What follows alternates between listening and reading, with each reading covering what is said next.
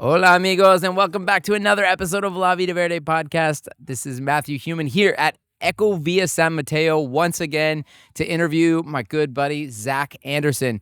Zach is a collaboration facilitator, a husband and a father, a community enthusiast, and an optimist despite the evidence. Those are his words. He's one of the first residents here at Ecovilla San Mateo, and as I'm going to learn, he and I have a lot in common, from our activist past to our permaculture present. It's going to be a great episode and great conversation. We hope you enjoy.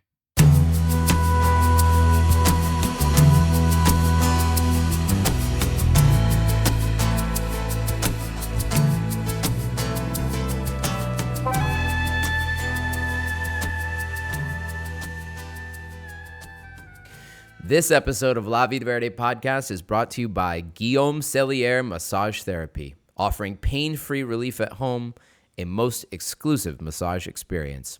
Mention La Vida Verde podcast and receive 10% off your first treatment. Zach Anderson, welcome to La Vida Verde podcast. Thanks, Human. Zach is also one of our patrons, so thank you, Zach. I was actually noticing we're on location here at the Ecovilla San Mateo. Today the market was canceled, but there's still a market happening. And I'm looking around, I see like Diane and Anton and Zach and Eric. Many of my patrons are here, so thank you, patrons. We love you guys. Zach, we're here at Ecovilla because you are one of the first residents of Ecovilla San Mateo. When did you guys buy in? We bought like 2.5 years ago, I want to say. And how did you, were you an Eisenstein follower? Is that how you came? Sort of. We moved to Costa Rica like about 3.5 or 4 years ago. You were living in Guanacaste. Okay. Out in Avellanas. And like 2.5 years ago, we did a tour of eco-villages like all over the place.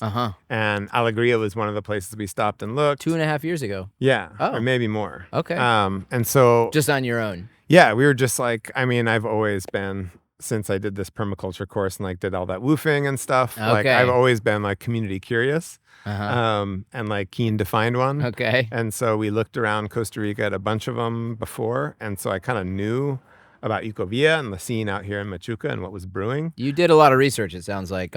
You wanted to live in an eco-village and did a lot of research. Yeah. And what was it about Ecovilla San Mateo that like... I liked the size of it a lot. I feel like it's an intentional... 280 lots, right? 283 lots, yeah. 83. So like the idea of an intentional neighborhood, less than a community of like 50 or 60 houses, like this is a lot. And so there's a lot of... It's like a little city. Space. Yeah, there's a lot of like oxygen, in the system. And so that was really intriguing to me. And also that it was just like, that it was new, Right. It was all coming together. There seemed like a chance to really like develop a cool culture and a cool like set of social systems and norms from the beginning. Yeah, great. Okay. Yeah.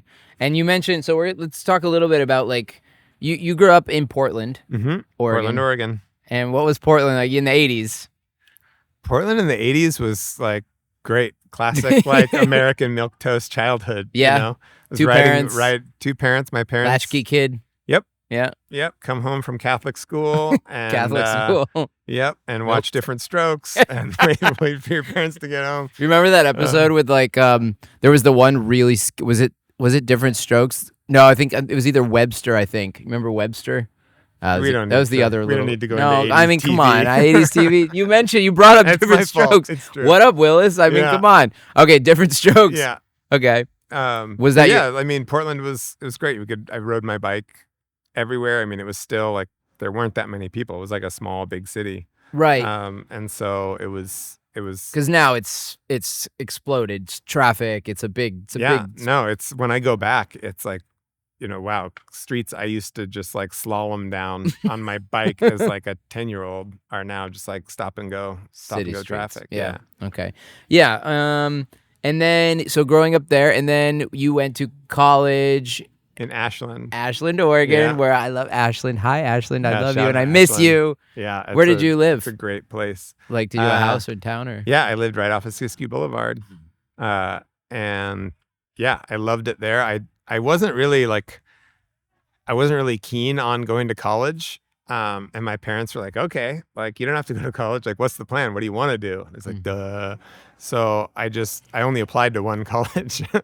And SOU. I went to SOU because it was as far as I could go and still have in-state tuition, which I could Right. afford.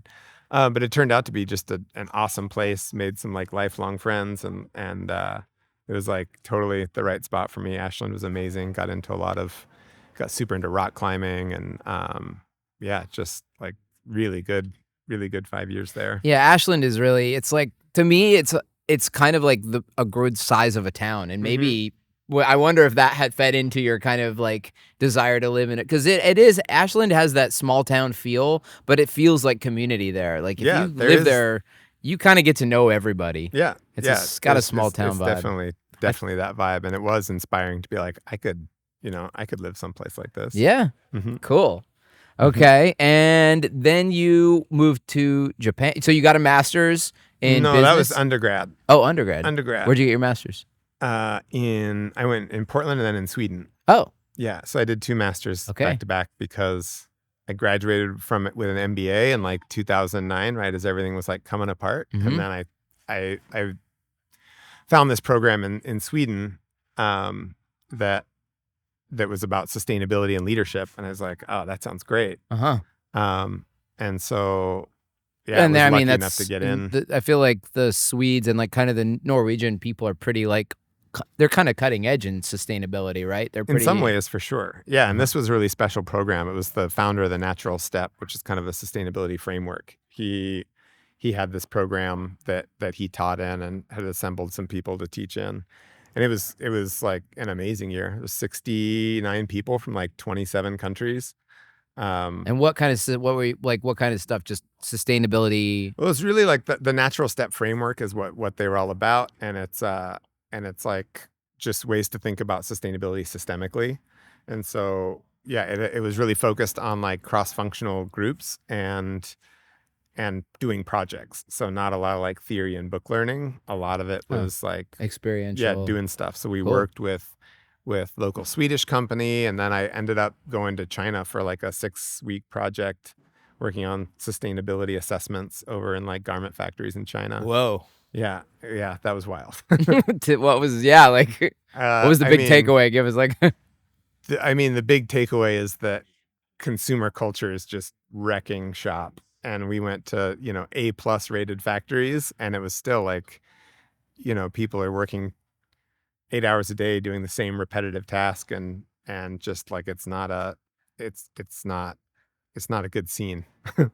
Like Primark, which is fast fashion in the UK, and like seeing where that stuff comes from and what it takes to make it just for someone to buy it and toss it. It's pretty heartbreaking. Yeah. We did an episode with Robin Shaw, and she was in fast fashion. She was actually a model, and then she did a good episode on fast fashion. Yeah. So the program was kind of in the intersection of business and sustainability. It was kind of like how you can work with businesses to create sustainability. That was certainly the focus I took. Like some other people did more theoretical things or thinking, but that was really my focus at the time. After coming off of like all my time in permaculture. So you had done permaculture before that? Yeah. Oh, okay. Yeah. I went to Japan after college, and I lived there for a few years and saved some money. I worked in the public school system there. After your undergrad? Right. Okay. Yeah, this is like a Quentin Tarantino movie. We're bouncing back and forth between timelines. Okay, I'm sorry. Yeah. So I was in Japan for a few years, and then... What were you doing? I was teaching in public schools. English or... I mean, kind of, but where I was on a program called the JET program, and this is like a government program that they run, and they bring people and place them in the public school system. And so I actually worked for the Board of Education of Wakanai, which is the northernmost point in Japan, so it's up at the top of Hokkaido. Wow. And so I was in like K through 12 schools. And I would go out to one-room schoolhouses like on these islands where I was like an English teacher, but like nobody spoke English or really had any ambitions to, but they had never met a foreigner before. So it was more like cultural ambassador wow kind of experience, like rolling up on these kids who are just like, what are you? It was awesome. I had a really, really good experience. And there. You mentioned you did a permaculture course? Yeah. So after Japan, I I went to New Zealand and did a permaculture course, and then spent like the next basically 2 years like woofing around in Japan, Australia, New Zealand, Cool. Fiji, Mexico. Like, just I really thought I was sort of at that stage where it was like, the world's fucked and capitalism's bullshit, man. I'm gonna like go drop out and homestead and like live off grid.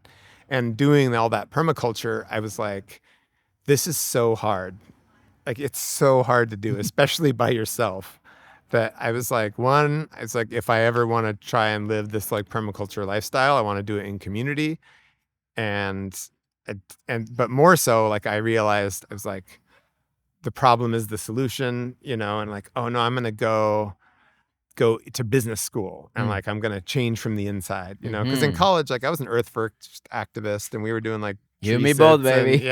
All this like, and activist, and really not achieving any sort of impact or change that I wanted. And so I was like, I'm gonna go change things from the inside. What was your focus with Earth First? Like, were you guys doing tree sits? Tree action. Yeah. Where, in Oregon? Oregon and Northern California. Yeah. I wonder if we were at the same. Did you ever do the Remedy tree sit? Like in No, I remember going up for Julia Butterfly Hills, the 2-year anniversary. I showed up like a couple years after her. There was another like woman, Remedy, who'd been in a tree for a year. Yeah. Anyways. Yeah, we were cool. Doing all sorts of Jules Graves. actions. Yeah. Remember Jules Graves? Yeah, for sure. I opened for Jules Graves. That was like my intro to the hippie world. Yeah. That was a time. So I could do a whole podcast on that. Yeah. Cool. So that's cool to hear. Like, you come from an activism, and then it's like, so you saw the problems and you're like, how do we create the solutions? So sounds like you've been following like step by step. And then you said you identified the permaculture principle of your problem is your solution. So you identified business as the problem. Right. So business as the solution. Tell us about that. Tell us about business as the solution. Well, the idea is like, we're gonna create, the eco-conscious, or the economics, and kind of that whole like Paul Hawken, conscious capitalism movement of like, can we change these companies? Do well by doing good, all this stuff. And so when I got out of Sweden, when I got out of that program, and I was like, okay, like, we're going to go start working with companies. And basically, eventually I did start working like pretty extensively with multinational companies like Driscoll's, the berry company, especially. Yep. I did a lot of work with them, and Apple, and like the supplier responsibility group there. Supplier responsibility, like where basically they supply chain mine sustainability, where they mine their everything, chips silicon and stuff. Mm-hmm. Everything from like recyclability to like the sort of full supply chain range. I mean, every time I think about doing something like that, I honestly feel like it's got to be a little like, there's always things I don't want to know. Like, and whenever you get onto business on such a big level, isn't it just like, God? Yeah, and what are we doing to this planet? Yeah, like, even the most sustainable-minded companies, they're like, we want to do good. We're gonna hire sustainability experts to but nobody wants to make the real trade-offs, And so, like with Driscoll's, which is I have a phone. Like, I have a computer. Yeah, these and that's microphones. Just tip of the iceberg. How many minerals and shit is in these things? Yeah. Yeah. No, and so like really looking into the heavy metal supply chain, and looking into the precious metal supply chain. Mm-hmm. And what I found basically is that even the people who really have true motivations and want to do things better, you can't do that good in a bad system. Like, it's kind of the classic Bill McDonough stuff, where it's like, I don't know Bill McDonough. Cradle to Cradle. He had this great quote that's like, most sustainability efforts are people like pledging to beat their wife less. And it's like, this is not, I'm gonna stop beating my wife by 2030. It's like, is that really an inspiring claim? Right. That's kind of, but I understand, like, I was working from within these companies, like, I really also understood the constraints that they're under. And it's like, you can't just flip a switch, just like you can't in your personal life be like, I'm going to align all my values with my lifestyle, and I'm going to stop driving or using all these things, or, it's like, No, we're that's in a certain system and we do the best we can. But what I ultimately felt was like, man, do I really want to help a company do what they're doing and reduce their water use by 50%? I'm actually just sharpening the blades on this, like giving them license to continue doing things without being really revolutionary about it. Although it is really good. Like, yeah, we're saving water. Well, and that's a So permaculture it's principle too of transitional ethics. It's like, yeah, you know, things aren't going to change overnight, so every little step Yeah. helps. But yeah, it's like, where is that line? yeah, Where's that line of exactly. like, And seeing how like even, you know, the big evil executives in corporate, you know, like spending a lot of time with them and seeing how dedicated they were and how much they want to affect change too. And they're also caught in these, you know, huge global systems. right? So it was a really good experience, but ultimately I realized that it's like, okay, change from the inside, like that's not going to work. And that's how I transitioned to the impact network work. Impact network. With Converge. So I, with some friends of mine, co-founded Converge, which is a consultancy that essentially was looking at how do you do systems change, right? So how do you get government leaders, corporate leaders, and nonprofit leaders in a room to look at like how do you steward 500,000 acres of redwoods? So, you know, we had logging company owners in there with tribes and CAL FIRE and land trusts. That's what you guys were doing. Yeah. Bringing everyone together.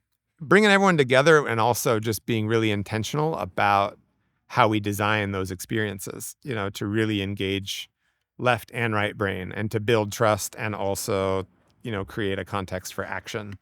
I guess then it's like finding the win-win-win-win-win, like finding the way, finding the common ground between these like it's like starting, like logging people are obviously they're maximizing profit. Tribes obviously are trying to steward the earth. Right. Farmers are trying to pay their bills and grow food and Yeah. like so I get it. Like and what we found is that actually like if you just build trust and start kind of growing the center of that Venn diagram and don't start talking about issues, like start with the relationship. So parties, like in that project, parties, I mean, kind of, yeah, they were convenings, but like we didn't start first talking about the challenge. We started with people telling the stories of like their connection to the land and like, you know, why they care about this landscape, why they, you know, and the logging, you know, for example, the president of the logging company, she's lived there for 4 generations.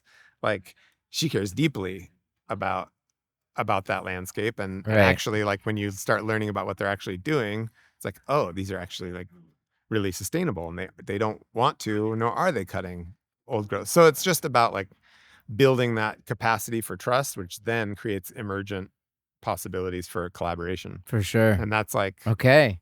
So what we did over 10 years is like found that worked all over the world, like worked in East Asia, in Africa, all through Latin America on like a migrant rights network. Wow. And found that like wherever we went, there's basically like there is a system where you can start to build trust and find like emergent opportunities for collaboration. You're creating peace. Like that's just the most peacemaking thing I've ever heard of, actually. Because, dude, if you can get like people that are like tribes and logging companies to agree on things, that's, I mean, that if people had more trust in each other and found that common ground, there would be a lot more peace on Earth. Yeah, I actually think it's funny. It's like we weren't really creating peace. We were just creating a space for actual healthy conflict, you know, because they don't agree on a lot still, but like, you know, you can focus on the 20% of the stuff you vehemently disagree on, or just work on the 80% that's like the win-win. And so part of building trust is like being able to say like, I think you're full of shit. I can't believe you think that, but there's also a lot of places where we do agree. And so really, you know, trust, the purpose of trust is so that you can have conflict. Like that's why you build trust. It's not so you can just like feel good and kumbaya. It's so that you can have those conflicts and fight fair and come out the other side. And now you're doing that for you're now developing a system of conflict resolution for Ecovilla San Mateo, right? Yeah, I would say I'm helping to design and really we'll eventually be co-creating it with the whole community, but sort of to create a starting place. Right. But yeah, really thinking about, as we're coming together from all over the world, and everyone's coming with their dreams and different cultures and their projections Yep. and their cultures about like what is community and what's it going to be like. There's a whole boatload of conflict coming our way, which is like can be great if we really consciously design systems and culture to be able to reckon with it. Oh yeah, we deal with this a lot in our community. It's something I feel like is lacking the most in all of the communities is conflict resolution. Mhm. Like, I personally would love to hear what you come up with in terms of like a framework. Yeah, me too. I mean, we've studied a bunch of them and have some ideas, but that will obviously be like sharing and iterating. It's not like there's going to be a solution, but there's certainly going to be steps. But I think the biggest thing is getting into this mindset that like embracing the intensity of conflict. It's like, yeah, if you're going to try and live with people, like people are hard, they are not rational and they have all sorts of different motivations. And if we don't have a culture that sort of supports that engagement in conflict and where it's not like there's a winner and a loser or there's a right way to there's some resolution. It's like, no, it's going to be a constant part of living in community is like the friction of other people. And how do we just create instead like a mindset where that's okay? Well, and I feel like the cultural aspect is a big one because you and I can agree probably on most things because we both come from United States, like born in raised in the 80s, like we're similar age, like everything, Earth first, all that stuff. Like we share that. But like you're talking about like people coming here from massively different experiences, massively different cultures. Like in our community, we only have maybe like 4 or 5 different cultures represented, but like mostly Americans and Costa Ricans. And just between the US and Costa Rica, our cultures are so different. And like we've had to find all the places that like something that might really offend a Costa Rican, like is like for me from New York, like they're, they tend to not be so direct with their, and this is tendencies and whatever. There's no such thing as like not everybody's this or that, but like as a New Yorker, like I think people sometimes find my communication abrasive because I'm like, well, I'm direct. That's how I learned to communicate. And so, yeah, like little things like that can have massive impacts in community. So good luck. Yeah. Yeah, it's going to be an adventure for sure. And you moved here with your wife and your son? I did. My wife, AJ, who's from Istanbul, and we met in that program in Sweden. We were roommates. Oh, really? Yeah.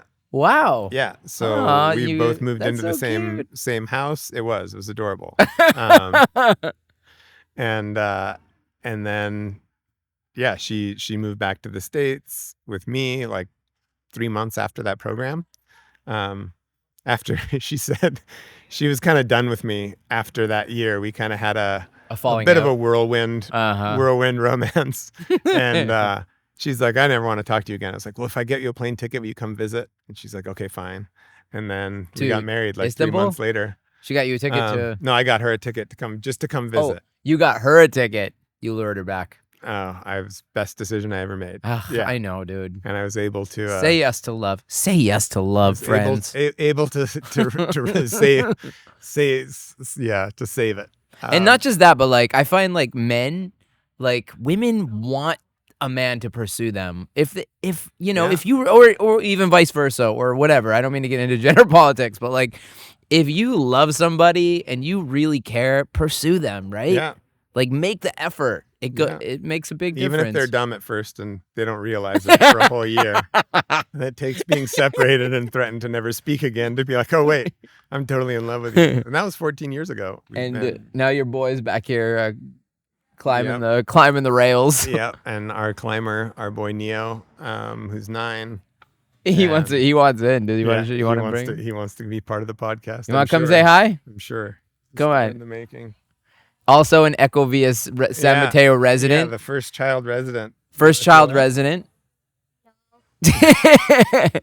So you guys, you're like here, you're early. Like the first person here was probably Guillaume, like doing the permaculture working. Yeah, he's now the first person living here, and we're the first residents that are actually living on our lot. Living on your lot. Yeah, because it had an existing little casita on it. So we were able to move in there. Yeah, some of like this place. So for those of you who don't know, like Ecovilla San Mateo was a theme park. It was an animal agriculture based theme park, like a Colombian company. And so there was already these like infrastructure here. Mm-hmm. Hold on a sec, dude. Yeah, we need to finish the podcast. Wait, can I go home? After. So it takes a village to raise a child. Oh man, son, go hang out over there.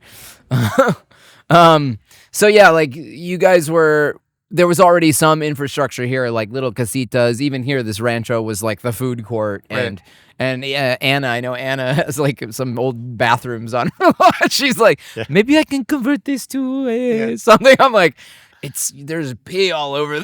Like if I go to the urinal, I'm like, I don't know if I'd want to live in an old urinal. In that conversion. We were really lucky that it had this place sitting on it, and it's a bit funky and it rains inside, but we're slowly making patches. And the bridge was out this week, so like just for a couple days when the rain went wild. But yeah, there's definitely like our water goes out and our power goes out, and it's all part of the experience of being the first ones here as all the infrastructure's coming in. But it's really been awesome also to see it, in its stages sort of evolving, and seeing the food forests getting planted, and honestly like planting stuff and seeing it, just seeing like it grows. You watch it after one rainy, even after last week. Yeah. After a week, 2 weeks, we've had 2 weeks of nonstop rain here, by the way.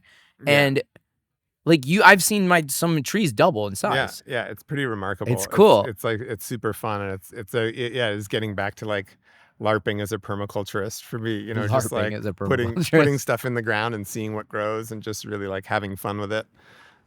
It's been awesome being here, and and exploring the area. I feel like there's so many places here where you just go 20 minutes to the waterfall or to Aguas de, you've been going around. Aguacate, and it's like, it's a special spot. We're really lucky to be here. Yeah, we are. Mm-hmm. We are. Well, it makes sense now hearing your history and your background. Like, you meet people. Like, I kind of I didn't know you, like your background. So I just figured, is that corporate, business guy? And, That's me. Well, you are kind of, but you look back and it's like, well, yeah, but you took a permaculture, you did woofing. Like, people come from different walks of life to these eco villages. They're attracted by all kinds of things. And it's just nice to know that there's other people here that are like roots in the ground, like, because I think a lot of people haven't taken a permaculture course yet, and like I want to encourage everybody to take a permaculture course. In fact, I have an affiliate link I'm gonna put in there for the permaculture course that Ecoversity is about to do online.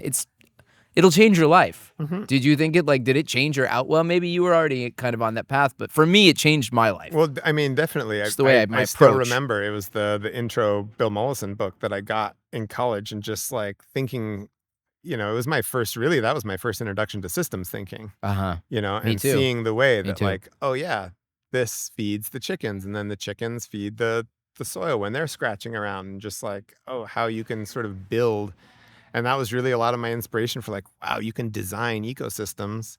And for me, like the thing that in my career that I've spent the most time doing is like designing sort of containers for people to have experiences. A lot of what we did at Converge, and even most of my work with corporations, was designing like convenings and events where people could come together and build trust and collaborate. Well, we're going to need more. And it came a lot from permaculture and thinking about things from a systems lens. We're going to need more and more and more of that.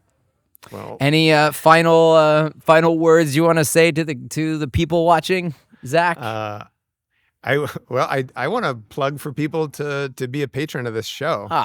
Thanks, brother. Well, because it really is. I think it's a service as we're trying to sort of weave community in the broader valley. It's I listen to these, and it's like, it's super valuable to a way to learn people's stories. So when you meet them, like you know them better. Yeah. And it's just an efficient way to weave community to have these interviews. It would be great to have it funded. Yeah. It would be. And like, so thank you. It's as cheesy as it is. It's like, it's $5 a month. Like if a few people did that, Well, it would be a lot more sustainable. It depends on your tier. Depends on your level. I am, as a low tier patron, I recommend the higher tiers, actually. I do too, for others. But no, I like this is a valuable thing to be doing as we weave community, and I think people should support it. And I hope people like I'm always curious like who's watching. I would love for anybody who's watching like at this point like leave a comment, like let us know who's watching, like who's out there, like because I don't really know. Like I see the statistics and I'm like, who's really watching this? And to the end too, you know. Yeah. And I see Bernat over here. Also, I wanted to shout out Stephanie and Bernat. They were actually my first patrons. So thank you, Zach. Yeah, man. Thank you, Zach. Thank you. It's a rite of passage. Anderson. I was like, oh, I guess I'm a Machuca resident now. You are definitely a Machuca resident, and I think going to be very important moving forward for us. So thanks, man. Thank Appreciate you, brother. it. This is La Vida Verde podcast. I'm your host, Matthew Human. We release episodes every Tuesday on YouTube at La Vida Verde podcast. We're also on Spotify and Apple Podcasts. Want to say thank you to I see him over there, Guillaume Cellier. Guillaume! We're gonna bring Guillaume in here. Guillaume has been sponsoring the last 2 months of the podcast, so we could not be more grateful and thankful. Please support him. He's an amazing massage therapist. And come on, we want to see your face, bro. Come on. Everybody sees you. Yeah. Guillaume Cellier, amazing massage therapist. Definitely hit him up. And he's actually quite inexpensive and very good. Comes to your house. Highly recommended. I want to say thank you for mentioning the Patreon, patreon.com/La Vida Verde podcast. We have various tiers. We could definitely use your support. I think Guillaume's sponsorship is up this week. So if you are looking to support this podcast and you also want to get your brand out there, if you've heard Guillaume's name 100 times in the last 2 months, like maybe some people have, that could be your brand or business. I want to say thank you to Ecoteas Yerba Mate. Ecoteas, if you go to their website, yerbamate.com. You can get 20% off anything you buy from Ecoteas, organic yerba mate. Use the code Vida Verde. What else? Instagram at Finca Vida Verde CR. We have Facebook, Finca Vida Verde. Also, Monkey Medicine New Year's Experience. Tickets are on sale right now at fincavidaverde.com. New Year's is going to be incredible. It's already shaping up to be amazing. We have a brand new amphitheater, which we're very excited to debut. We have great artists like Mafetula, Continental Yak, DTO, and Himalaya, Saw the Witch. It's going to be more than I can even talk about right here. Also, if you're interested in La Ecovilla or Ecovilla San Mateo, you can go. I have an affiliate link in the description. You can go down and check it out. And use that link, and if you buy a lot, it'll support me in this podcast. So that's all I wanted to say. I think we're good. That's it. All right. Ciao. Pura vida.